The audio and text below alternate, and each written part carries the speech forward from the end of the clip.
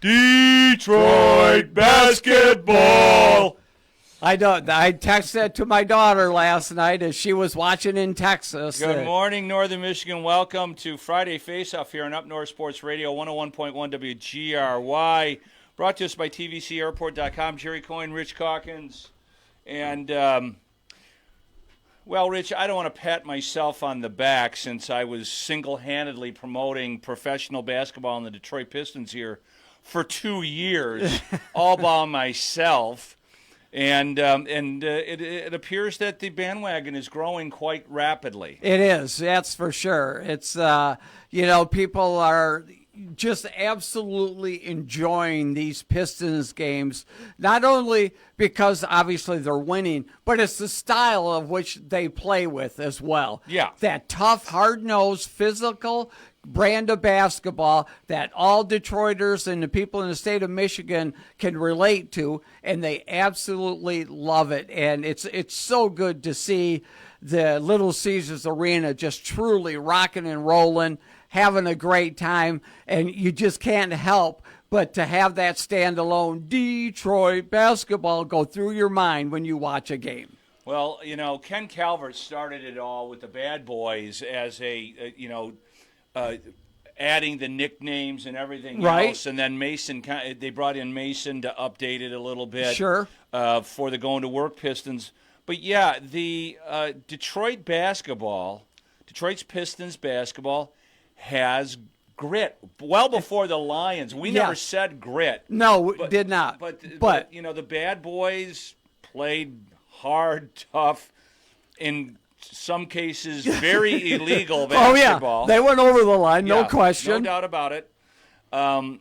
You couldn't do it that style in the Going to Work days, but you did have Ben Wallace protecting the rim. Yeah. And Larry Brown made those teams play defense. Even Rasheed Wallace, who learned how to play defense. He did, exactly.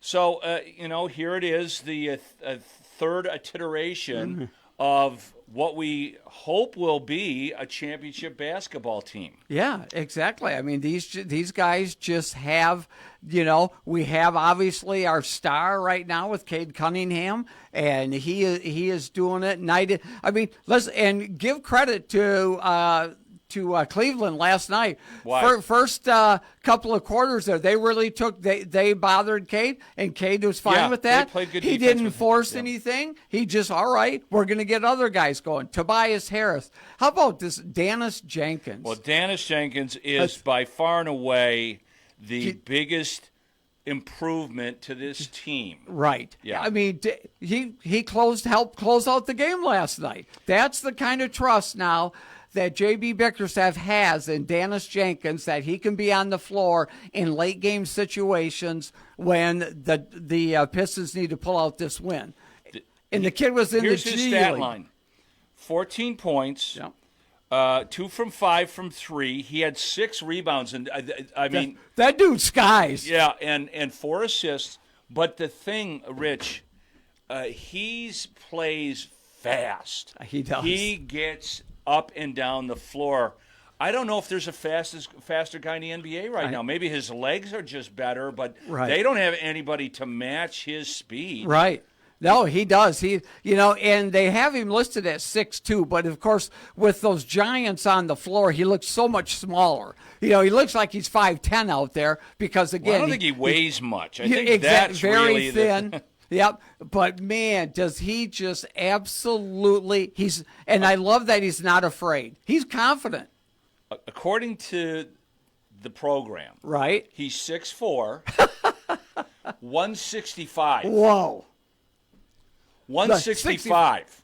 That's I want to know how many other players in the league are under 175 pounds. That is crazy. I knew he was skinny. You can, and usually we know they add a little bit to that. Well, they usually don't add to your weight. It's 165. I mean, I don't know if he's 6'4". It doesn't matter because he can sky. He can. And he is, in this series at least, the fastest guy on the floor. And if they, whomever they play, if they win this series, whether it's New York or Philadelphia, he'll be the fastest guy on the floor Right. there. Right. So he is learning how to play under control. When he came into the games in the first couple of games versus Orlando, he played very recklessly, turned the ball over, and missed a couple of shots, and boom, they pull him out. Since then, he's played at the same speed, Yep. but not turned the ball over. Right. Made some shots, facilitated some plays. Obviously, Bickerstaff has way more faith in him. Right. And he is as important as anybody on the roster now. He is, absolutely. I mean, like I said, he's getting those quality minutes, But he played 26 minutes last night is what he played. Mm-hmm. That's just wild, know. He averaged over the year, he was averaging 20 minutes per game. So that is up. That is up, and usually we know that the bench gets shortened and minutes usually get harder to come by, but his have increased, so good for him.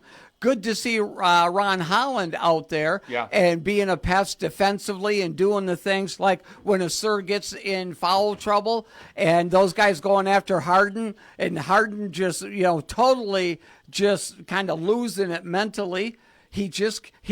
James Harden is not playing well in those first couple of games. Well, for he's sure. never played well in the playoffs. I know he's got that history of being kind of a choke artist. Yeah, and somebody brought it up. I was watching very briefly before I left the house today. Was it Jay Williams was talking about the fact that he's just casual. Yeah. Cade plays casual. Cade plays at his own speed, but when it's time for him to do what he's got to do, he does it. And I just think Harden is, he doesn't have another gear. Right.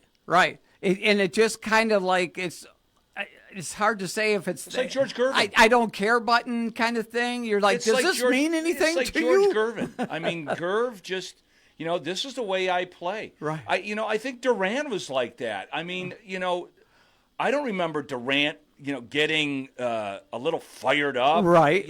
When he's with the Warriors, there didn't have to be. I mean, he had so much talent all over the place. But, there's guys that play with an edge, and there's guys that don't. Yeah. And most of the Cavs don't. I mean, Mitchell showed his verve last night. He did. But, Jared Allen, where the hell is Mobley? He had one rebound last night. I was concerned about their length because in the past with Allen and Mobley, I thought, oh man, not going to be able to. Last week on paper, the Cavs are a better team on paper. Yeah. Than the Pistons are. More recognizable names than this, but there's a couple people. I mean, like Kendrick Perkins. If you believe in what he has to say, I mean, obviously, ESPN likes him. They pay him a lot of money to say what he thinks. Mobley's the best player on Cleveland, even more than Mitchell. Yeah. If he is, somebody has shot him up with heroin or something. I don't know what. It's crazy that he has been such a non-factor here early in these contests. Yeah. Mobley, it's just wild because, again, I really thought, man, matchup-wise, they're so long. You're going to protect the rim a lot. We're going to have a hard time driving the ball. We're going this or that. But, man, we're shooting the ball from the perimeter right now as well as we have. Tobias, I have to admit, when he went down early, I thought maybe that was a groin or a hip pointer or something. I don't know how he got up so fast. And then was so like it didn't affect him the rest of the game. I was really concerned initially. Duncan Robinson is really playing great basketball. Doing what we hoped when we signed him.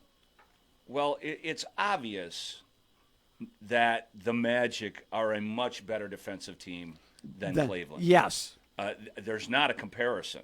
I mean, Robinson, did he have I think he had one game where he scored over 11 points in that series, but he's making his open looks, and he's also shooting some contested shots as well. But, his shot is going, and that makes the Pistons really hard to defend. Oh, it sure does. With our ability to get to the rim off the dribble with Cade and other players, and then when we start making threes, and then it's like really almost impossible he to was truly 5 for defend. 9 from 3. Yeah.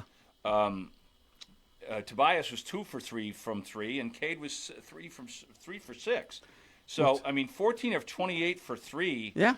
Compared to the Cavaliers, it was abysmal. Yeah. As a team, we'll shoot 50% from beyond the arc for sure. We will take that. No question about it. The one Cade The Cavs were 7 for 32 from 3. And you know, a lot of people were saying, and it came true, that they did go, you know, that the Cavs were going to get the whistle, and they did. They did, yes. And they missed. They shot atrociously from the free-throw line. That was their hope, is to get to the line, you know, a lot. They did, but again, as it proved out, it did not get them I don't see the W. free throw. It's not on the box score here, which I don't know why. But yeah, 22 out of 27 is what they were last night. That's not right. That's what they're on They the had more box free throws. score. The Cavs went to the line more than 27 times. Yeah, well, I'm just reading numbers. Is Okay, what then how many times did the Pistons go to the line? let me look at the free throw there. They're saying that 15 of 20. Okay. So, but Cade played 41 minutes, by far and above the most of anybody last night on the floor. So that's, you know, got to be careful with some of that. I know Well, he played the whole fourth quarter. I do. Yes, he did. Yeah. I do like at times when they bring in Dennis Jenkins and they have him Get 'em playing together. Yeah, they do exactly. And then it takes him off the ball sometimes, and he's able to do other things then. And so, which I really like that at times, having another guard in there to help run the show. I was surprised that they didn't play Big Paul. B-Ball Paul last night. You know, with Assur in foul trouble and Isaiah Stewart was in foul trouble as well. I thought that he would see a few minutes. Mm-hmm. He did not. You know, obviously he didn't come back to bite.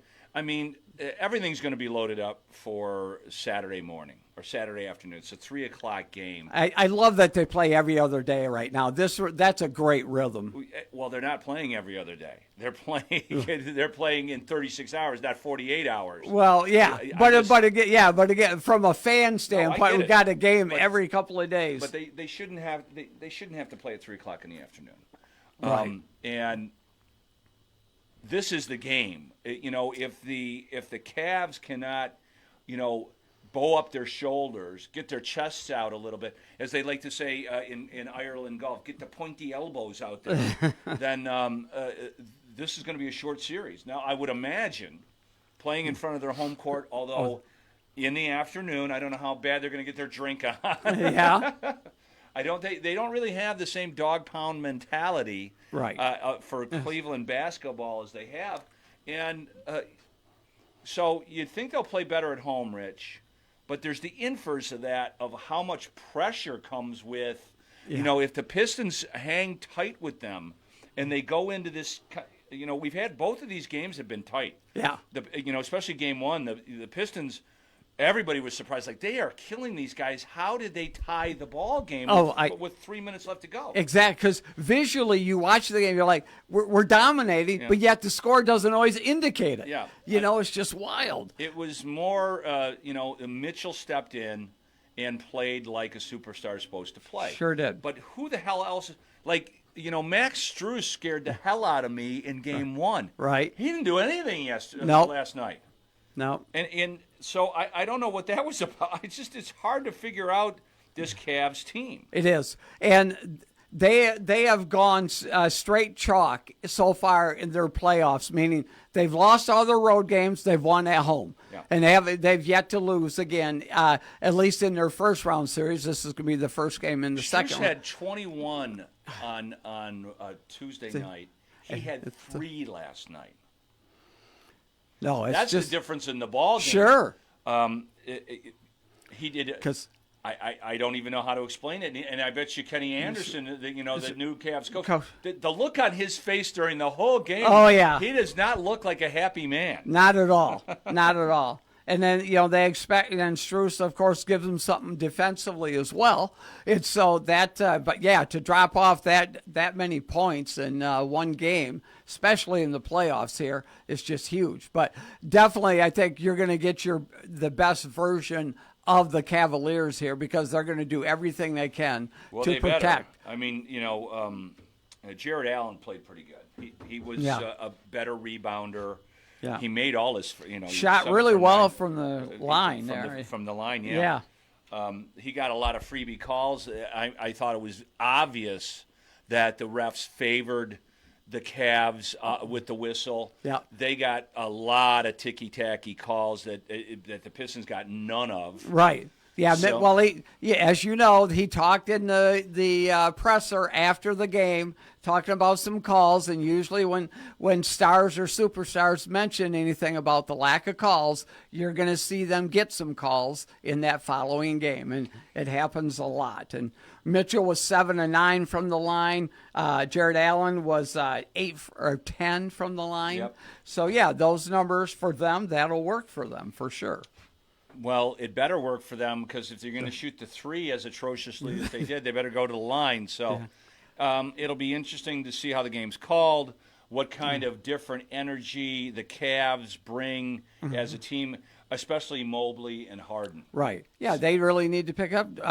Pistons have won. I'm fine if they don't pick it up. Oh, me too. But what we expect them, you kind of expect them to really turn it up. Pistons have won 5 in a row now. Yep. And right now, just playing absolutely great, entertaining, fun basketball. 100%. We got some messages from our very fine partners. We'll be back with Destination MLB with Kevin Klein from Cherry Capital Airport. All that and more. A little later on, we will have Lynn Henning, the distinguished baseball and golf writer from the Detroit News. I want to ask him about the Tigers and this huge injury bug that's bitten them and what's happening with pitching because Lynn knows his pitchers. Back after these on Up North Sports Radio's Friday Faceoff, brought to us by TVCAirport.com.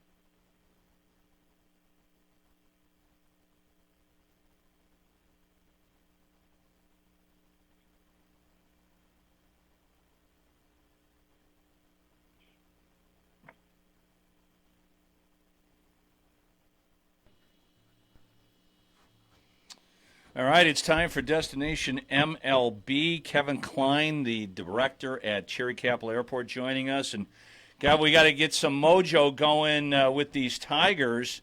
How can we get to Kansas City today? Yeah, you can. You can get to Kansas City for $4.29.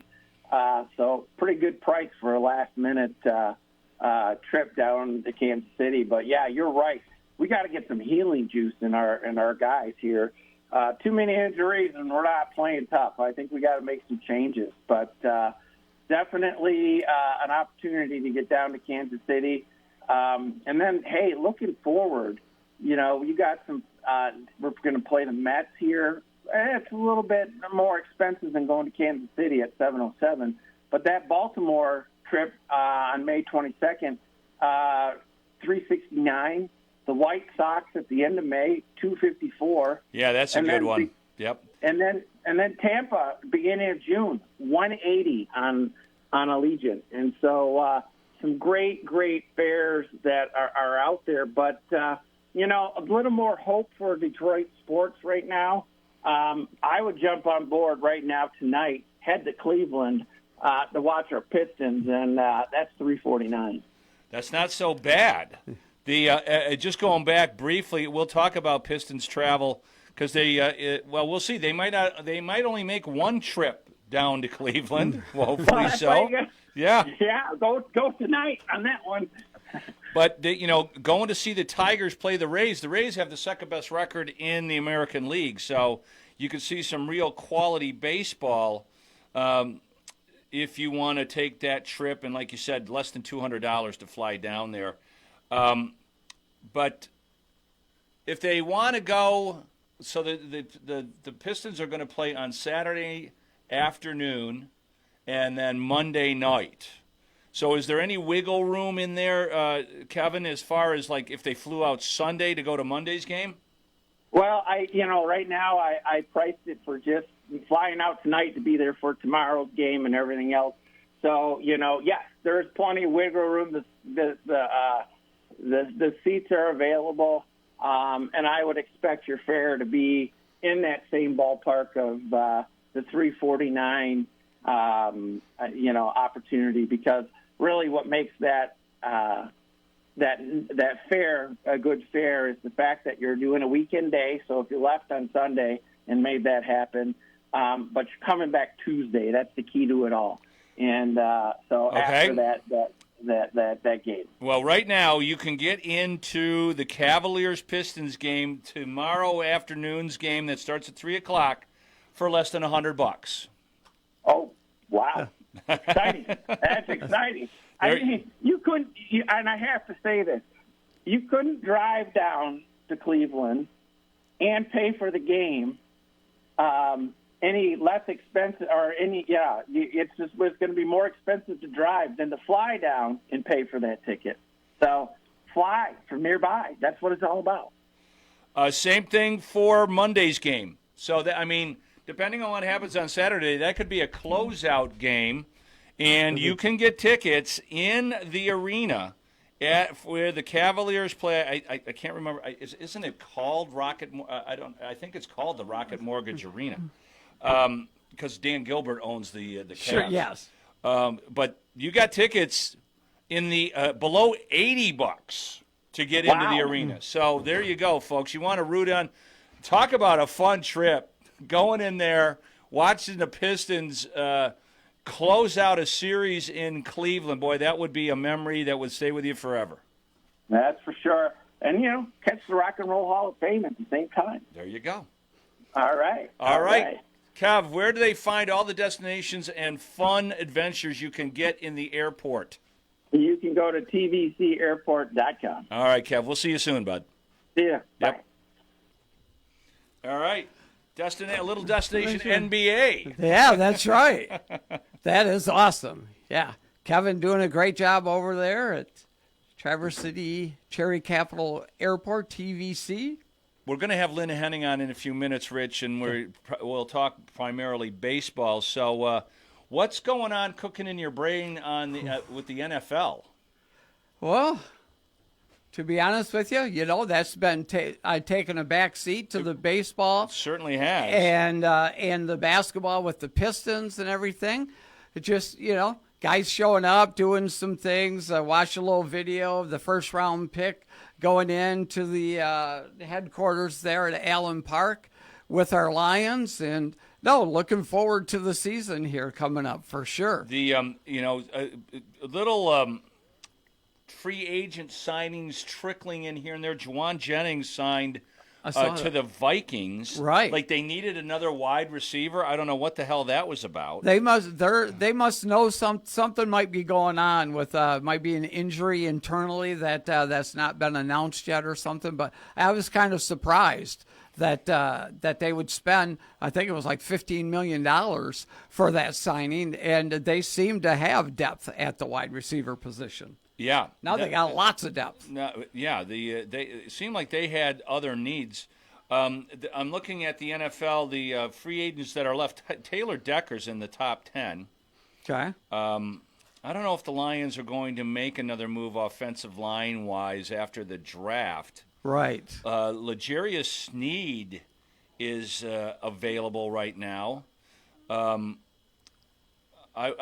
It wouldn't surprise me to see them sign another one of the defensive free agents out there. We could use a DB.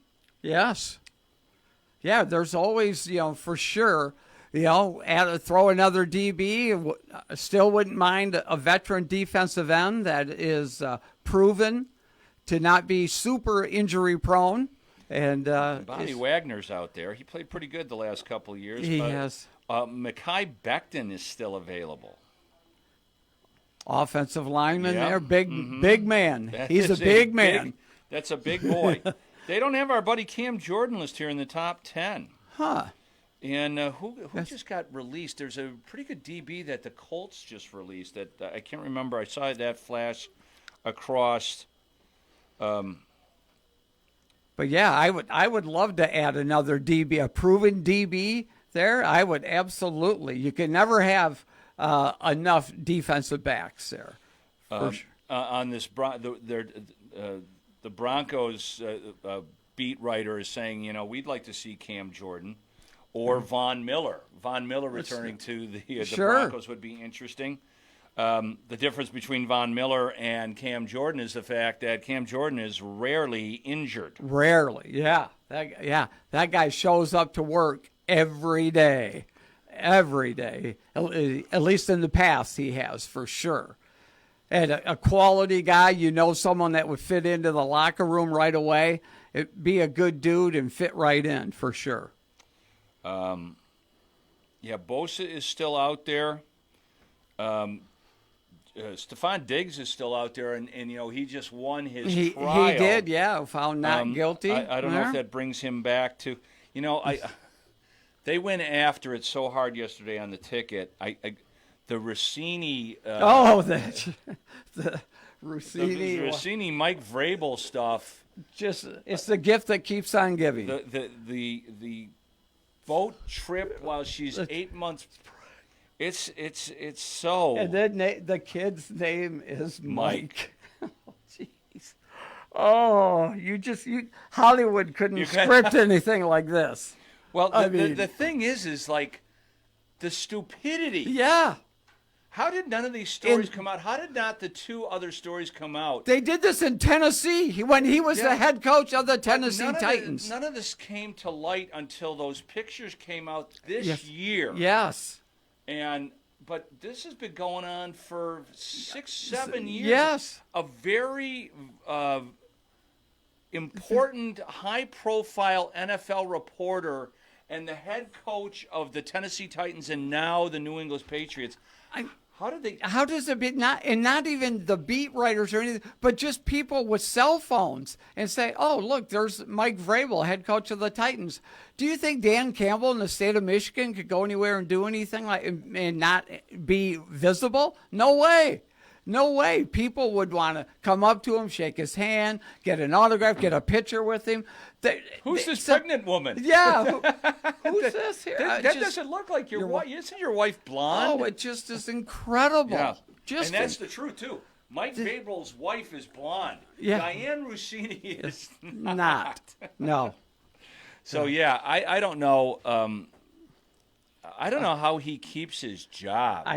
I mean, I could see something happening here where just because of outside pressure. He's a great football coach. Sure is. I don't know. The New England Patriots do things a little differently than the rest of the league. They do. So, if you get through training,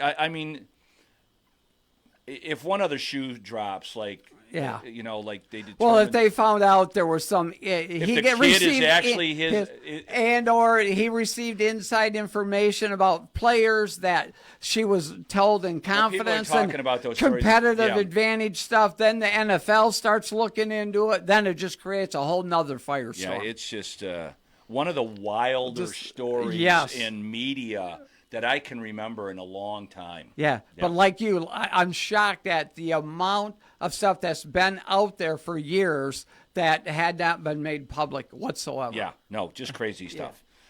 We've got some messages from our very fine partners here on Up North Sports Radio's Friday Faceoff, and we will return with the great Lynn Henning talking Tigers and hopefully good news. Hopefully. Hopefully.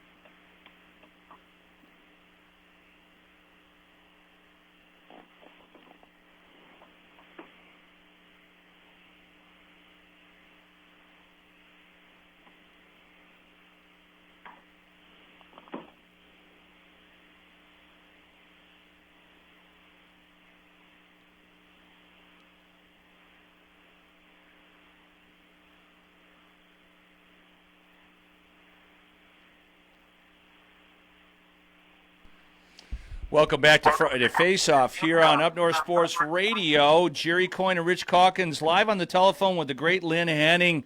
Lynn, I couldn't think of anybody to talk to about this better than you about the deluge of injuries to the Tigers, especially on the pitching side of things.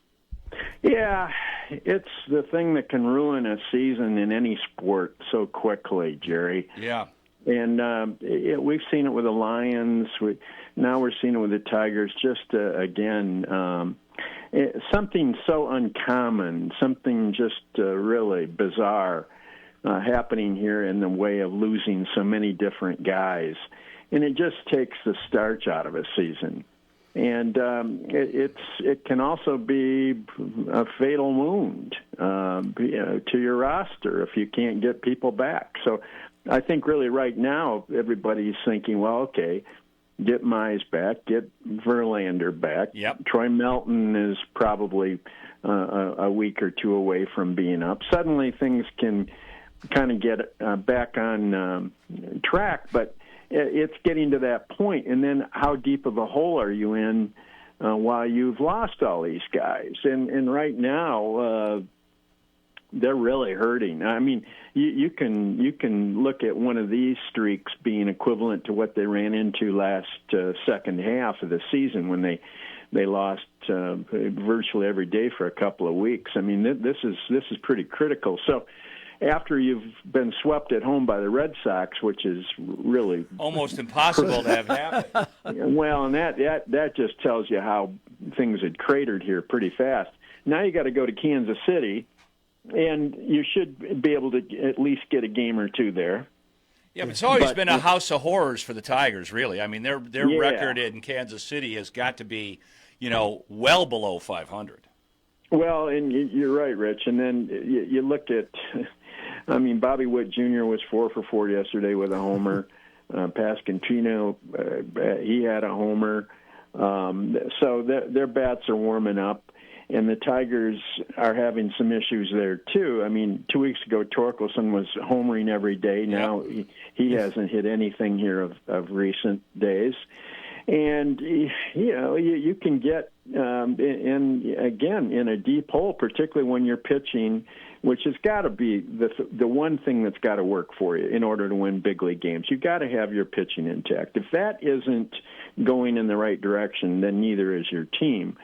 And so they're in for a real crisis here until this thing gets a little bit more solidified with some people getting healthy. Right. Now, Lynn, real quick, of course, Cater Montero going tonight. That's the good news. He's pitched really well for the Tigers. Yeah. And we just have not been getting hits and scoring runs in this last series with the Red Sox. Those bats have to warm up here.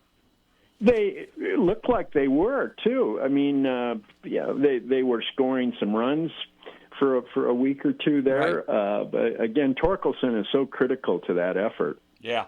Yeah, you can't just leave it up to McGonigal, Riley Green, right. Dingler when he's going, and Colt Keith when he's going. And there's about half the lineup that any given time isn't hitting its weight. And that puts a lot of stress on a lot of other people. Sure. So they've got to get better on offense. Their defense has been a little bit shaky, too. And that's what happens in baseball. If you're not playing in all facets of the game at a very high level, it's very difficult to win a Major League Baseball game. And right now, they're kind of flat on all fronts. Now, this can turn around in a hurry, too. Right. And as you said, too, Rich, I mean, tonight with Montero, they get a well-pitched game. They score a few runs. Green hits something out. Torkelson hits something out. And then tomorrow looks a lot different. But they've got to make that happen. And right now, they're in such a state of malaise. I don't know if that's anything that's really achievable real quickly here, the way this pitching has been fragmented. Lynn, what do you make of the Montero thing? He's been pretty good. He's had 2 horrendous outings. And the whole thing about the Red Sox getting to second to be able to steal the signs and relay them in, and that's at the core of why he hit Story in the back. Oh, the Valdez, yeah. Did I say Montero? Yeah. No, the Framber Valdez thing, and he had this pretty much the reason why the Astros didn't re-sign him is because he's got some little anger issues, little mental issues. Yeah, they knew about this, and they figured that getting him back with AJ would probably put him on the straight and narrow. But what we saw the other night was a guy that was not in control of anything. Right. And that is a very, very, very toxic combination. And so they've got work to do with him now, too, on all fronts, not just to get him from tipping his pitches, which you can correct that. Right. But a guy's immaturity, and when it leads to hot-headedness, that is really an infection. And that's why Hinch the other night was so morose. because he knew that this gets to the heart of what your team is. And that there's an integrity level there that you don't want to slip beneath, or you've really forfeited your character, your franchise image, and that key word respect, which means everything to everybody, particularly I think in baseball, where you've got to respect the game and also respect your opponents. And that didn't happen the other night. And it was how the pitch not only hit him right in the back, but it was heading. When you throw high like that in a four-seam fastball and it's above the waist like that, I tell you what, you start getting anywhere near the head, and I tell you, players do not like that at all. Well, no, and frankly, it could have been a lot worse when those guys came out on the field. Yeah. And that's the worst part too. Now you can lose 5, 6, 7 players to suspensions. And I thought Hinch's suspension was unwarranted. He didn't have anything to do with that. Agreed. Well, they always do. They always flag the manager, though. Nobody knows the depth that the Tigers have in Toledo better than you, Lynn. Is there any help coming from there, either the pitching or the hitting side? They've got hitters, but I don't think there's anybody they're going to send down right now. Now, Max Clark is suddenly hit a little slump here. That's not anything to worry about, and it's not uncommon. He started really hot in cold weather, which is pretty amazing. And now he's come down, just like McGonigal's had a few tough games. But he's been still hitting the ball, but at somebody. And so there's nothing to worry about in either case here. They're both going to straighten out. But back to your question, there's really nobody on the offensive side that right now would supplant anybody on the big league side. But on the pitching end, Sawyer Gibson-Long, as he continues to get a little stronger, I think could be a factor. Now, last week, I found out that neither he nor Madden was really ready. Ty Madden neither one was ready to come up. Right. In the span of 5 days, that changed. Now, Madden came in and pitched well. Really well. And he pitched well, right, which tells you that this can happen, and maybe guys can get shipshape a little more quickly than sometimes even the bosses are evaluating. But I would look for him to be one guy. They've got some bullpen options down there yet if they need those. That isn't going to be necessarily a problem. But it's on the starting end. They've got to get some innings chewers here, as we all know. Now, Melton, again, when he gets back, you're going to be able to use him at least for, let's say, 2-3 innings, you would think. He can become part of a bullpen game and work his way toward a start. He's going to help a lot. But Mize shouldn't be out of action very long. Another week or so, right? I would think. Yeah, and Verlander is really pretty close, too. So suddenly you can end up here with a couple more guys, and then things look a lot different. But, boy, with Skubal gone now till probably August or so, certainly into July, but they've got a lot of innings they've got to suddenly figure out how to absorb.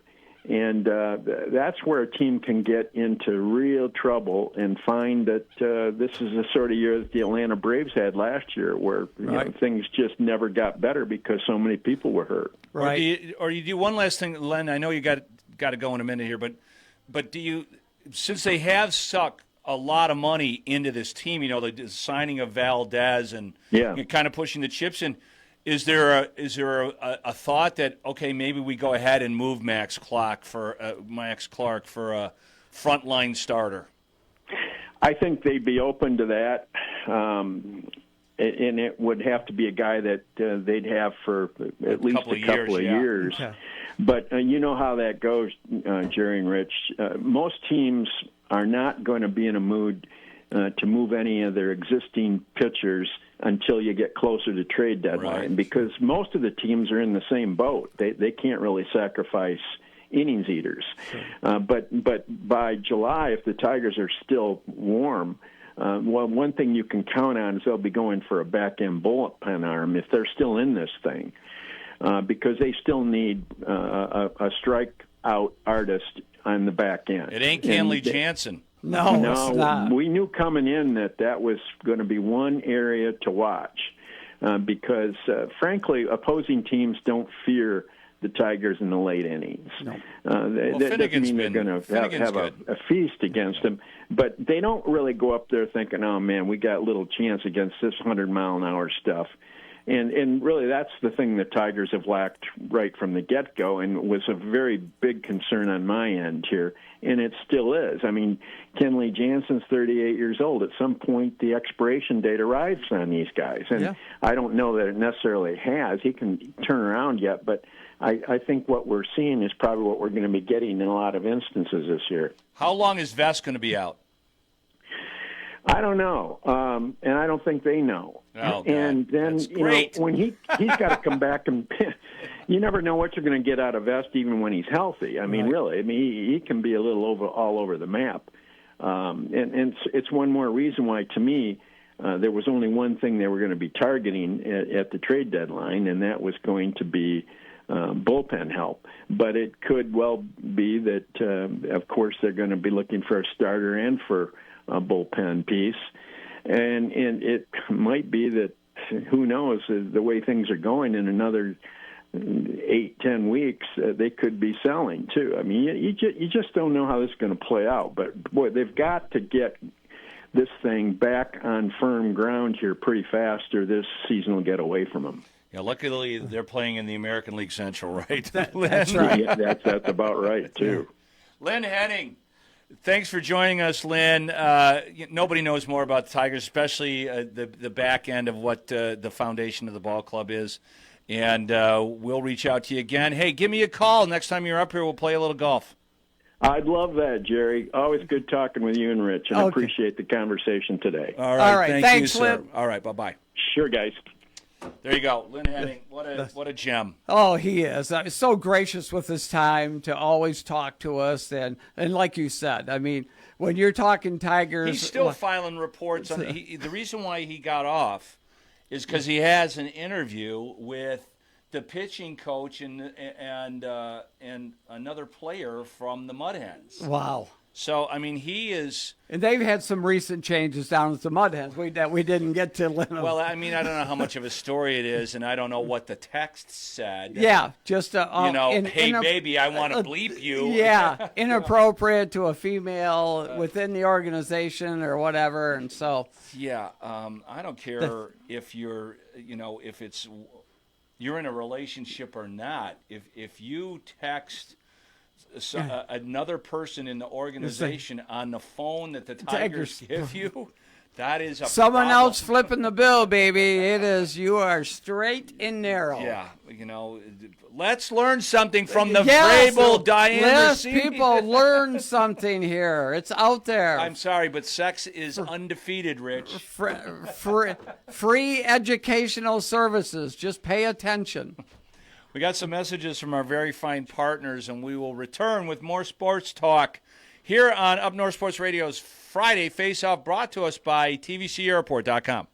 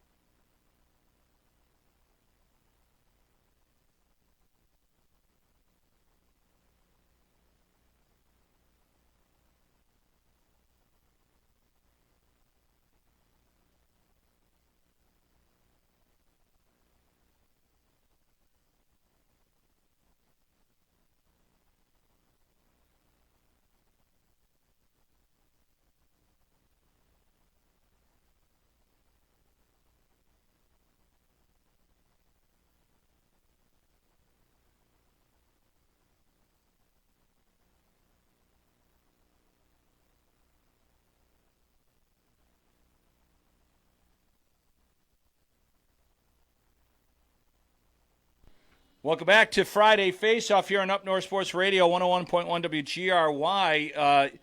Lindsay is unavailable for hang time at Shanty Creek because she's preparing the Mother's Day brunch. Now, Rich, your wife's not here for Mother's Day, but you can go anyway. I can still eat, that's for sure. You've got on Sunday from 11 to 3, peel and eat shrimp, carved beef tenderloin, and an ice cream sundae bar. The prime times are scarce right now, folks, so get on it right away. Call 231-533-3074, especially for big groups. Yes. They still have the great sale on golf up until May 12th.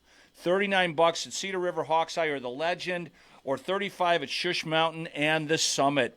Go to shantycreek.com and you can book that, or call them and find out what times are available.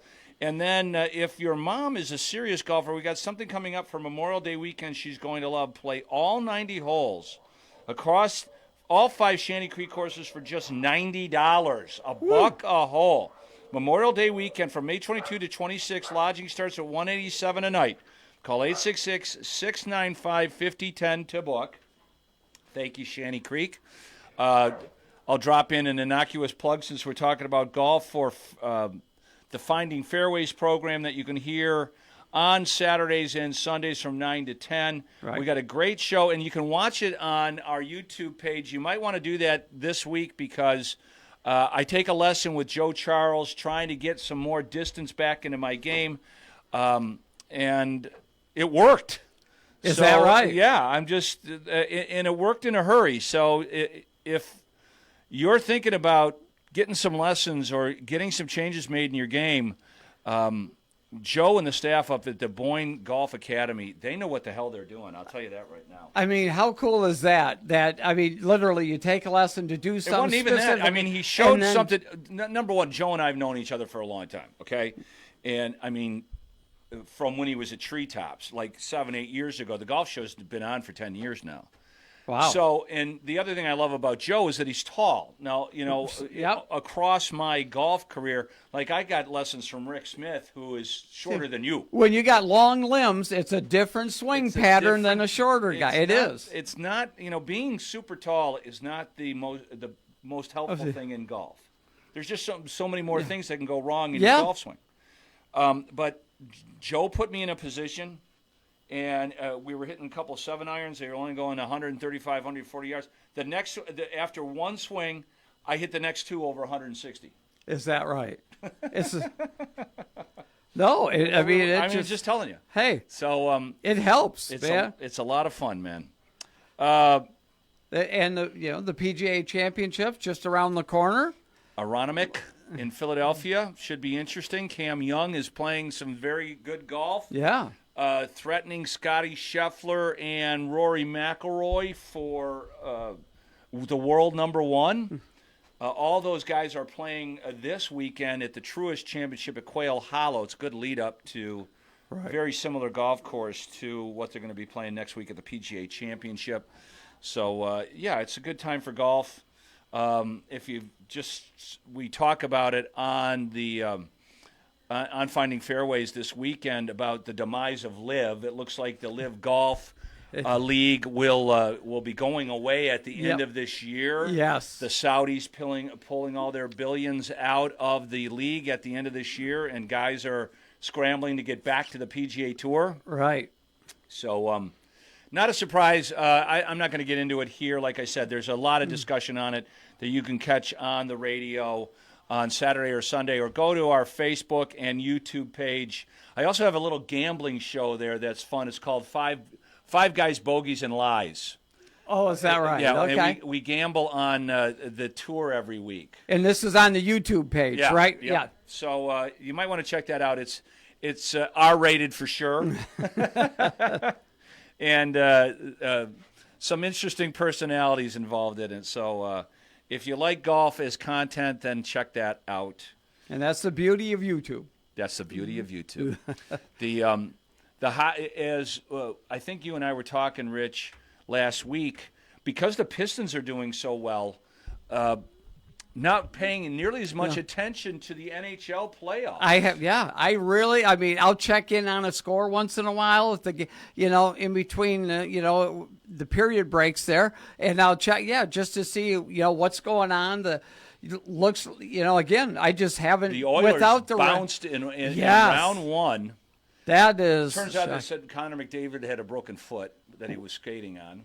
Okay. So that was probably not helpful. The thing's right that they don't want out during the time when they're playing. Lower body injury. The infamous lower body injury. It looks like Gordon Miller wasn't feeling well. I'm sure he would have come in and talked about the Hurricane, who haven't lost in the playoffs. That's the one dominant team right now. At least on the east them side. and Colorado on the other, That looks like they're on a collision course, the Avalanche and the Hurricanes. What's an interesting Avalanche Hurricane, right? Yeah, exactly. Which one wins out here in the... Another thing that I wanted to point out, which is just so much fun. So since the national TV has picked up all the playoffs, George Blaha moved back onto the radio, and he's been doing the Piston games with Ricky Mahorn. And so good to hear George on the radio doing the games. But did you see the sport code I did not, no. Wow. I texted him. He did not text me back. I'll see if he does. I know. I'm sure he got a ton of them. But the blazer that he was wearing last night was pretty sharp. Yeah? Yeah. Oh, cool. I wish I would have seen that. Well, you could have. I may have ran out to the kitchen for a snack during that time. That may surprise you. You could see him partially for a lot of the games, so I don't know. Right, I do look for him because every time you get a crowd shot, I do look to see if I can see George along Media Row there. There was a lot of Lions in attendance. They were. Of course, my daughter, of course, is a big fan of Aiden Hutchinson, and she pointed out to him, and I say, Jameer Gibbs is there. Yep. And Draymond was there. Draymond was there, in the front row. Right in the front row. Yeah. And, the one, was it Christina Pink is one of the courtroom or sideline reporters there. And she said, Draymond, you're at this game here. And he said, I'm from Saginaw, Michigan. Yeah. I belong here, Yeah, but he also mentioned that it's the first time he's attended an he NBA did, game yes, exactly. that he wasn't playing in 12 years. That is, yeah. But it is good to see that, he obviously grew up being a Pistons fan in Saginaw. Yeah, of course he was. Yeah. The one thing that's a little confounding is trying to figure out where the Piston game is going to be at. Oh, that's a mystery. It's on Prime. It's on Netflix, Peacock. It's on Peacock. It's on NSNBC. These weekend games, I believe, are on ABC. NBC. They're both on NBC. Because they were on the ABC last weekend. Yes, I know. No, what because the hell? I looked because they showed it briefly in the post game. The games were both going to be on NBC this week or Saturday and Monday. So that's a good thing. Yeah, you don't have to do the deep search. Switching back to hockey just a little bit, I don't know if you followed the little controversy about the new general manager that the Toronto Maple Leafs hired. Oh, I did. That reporter got a very bad reputation with a lot of people. Good for that reporter to stick to his guns and ask the tough question, because you don't get that a lot nowadays. That was a great question by that reporter. But the theory behind it is that almost assuredly, the Maple Leafs will move Austin Matthews. Yes. They got the number one pick in the NHL draft. Yeah. And the last time they had it, they picked Austin Matthews. Stevie, package the deal, buddy. But like I said, didn't I ask you this question last week? I think I asked both you and Gordon. Would you rather have Austin Matthews or Brady Tkachuk? Because it looks like Tkachuk is going to be out of Ottawa. Right. And, I think to a man, we'd rather have Brady Tkachuk. Right. He provides some toughness. Grit. Yep. That we like. A little bit of the pointy elbow. The pointy elbows. He has those. So, if I had my druthers, and I don't know which one would cost you more. I would imagine, people are going like, well, do we move Lucas Raymond? Yes. Yeah. Oh, it's going to take more than just Lucas Ramos. Yeah, It's exactly.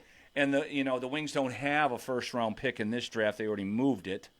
So there's a lot of things to consider. I don't think you'll see much happen in hockey, obviously, until the playoffs are finished. Right. Although they're already moving coaches and They are. around. Yeah.